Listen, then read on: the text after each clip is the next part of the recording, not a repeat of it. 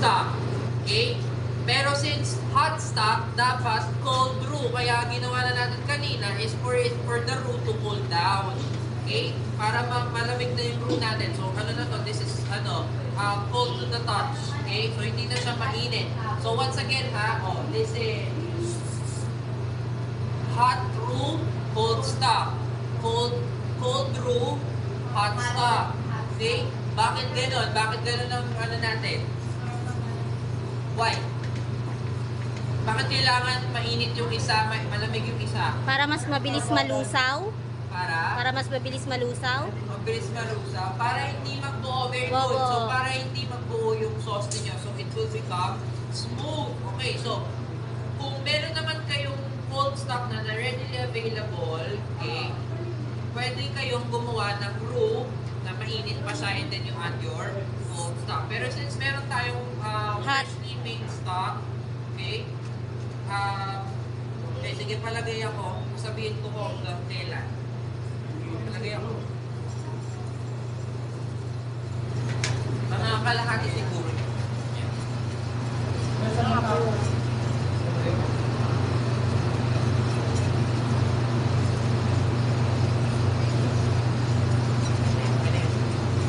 Okay. So, this will be your sauce velouté. Ngayon, open ko na ngayon yung fire para mag-thicken na itong sauce ninyo. So, this is your velouté. Di ba? Sabi ko nga, roux plus white stock is Equals velouté. So, this is your chicken velouté. Pero, bakit nakalagay doon? Sauce supreme.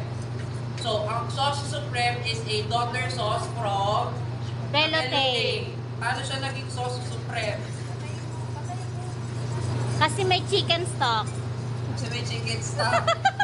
Kasi 'di ba, ganito yung basic yung ano natin, 'di ba, yung ganito yung formula natin. Roux plus white stock equals velouté. Paano siya nagkaroon ng daughter sauce? Paano nagkaroon ng daughter sauce? Dahil sa sabaw. Di ba meron tayong ina-add na ingredient para maging daughter sauce siya?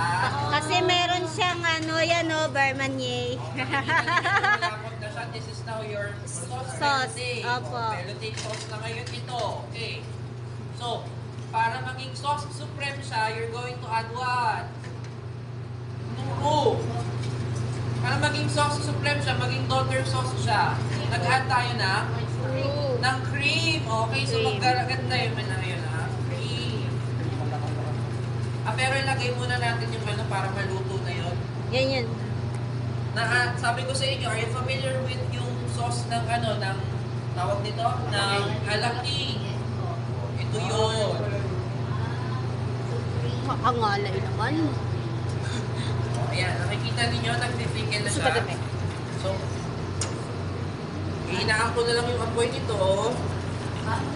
And then, mag-a-add tayo ngayon ng cream. O, pasalamat kayo sa tinde, sa kanila to. Kinuha ko lang sa kanila. Okay, add tayo ng cream. Para maging sauce supreme siya. Okay, so yan. So, this is now your sauce supreme. O, ayan na, okay na to. This is now your sauce supreme. Wala nga lang kayo paggagamitan dito.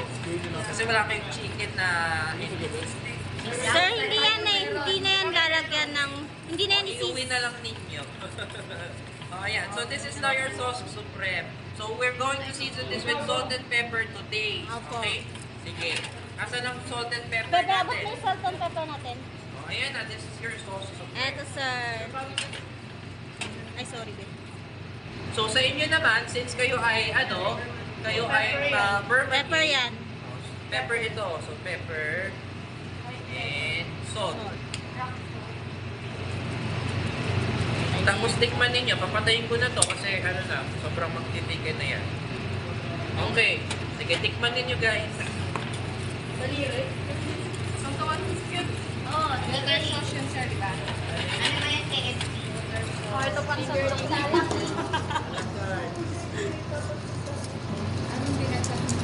Cream po.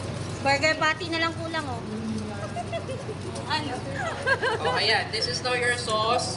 From the velouté, ginawa natin siyang supreme with the addition of Cream. cream. O, sige, gawin natin naman doon sa beurre manier.